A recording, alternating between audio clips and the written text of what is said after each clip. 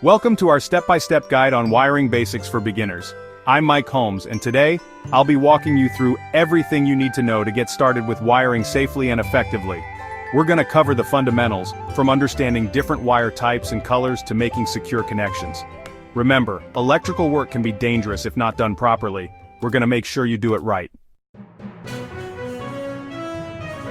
Before we even think about touching wires, we gotta talk safety. This is non-negotiable, folks. First things first, always shut off the power at the breaker box before you do any electrical work. Don't just take my word for it, double check with a voltage tester. Next up, always use insulated tools. These are your best friends when working with electricity. And don't forget your safety glasses and gloves. You want to protect those peepers and paws. Alright, let's talk wire colors. Understanding these colors is like knowing the language of electricity. In a standard setup, you've got your black wire, your white wire, and your bare or green wire. Black is your hot wire, carrying the electrical current. White is your neutral wire, completing the circuit and carrying the current back to the panel. And that bare or green wire? That's your ground wire, providing a safe path for electricity to flow in case of a fault.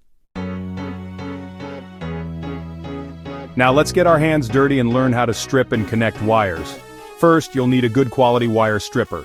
Don't skimp on this tool, folks. Strip away about 3/4 of an inch of insulation, being careful not to nick the wire. Now, for connecting, there are a few different ways, but we'll focus on the tried and true wire nut. Hold the wires together, making sure they're nice and straight, then twist on that wire nut nice and tight. Give it a good tug to make sure it's secure. Now that we know how to handle wires, let's talk about the juice that flows through them. You've got voltage, which is like the pressure pushing the electricity through the wires. Then there's current, which is the amount of electricity flowing through the circuit. And finally, we have resistance, which is the opposition to the flow of current. Think of it like a hose. The water pressure is the voltage, the amount of water flowing is the current, and any kinks in the hose are the resistance.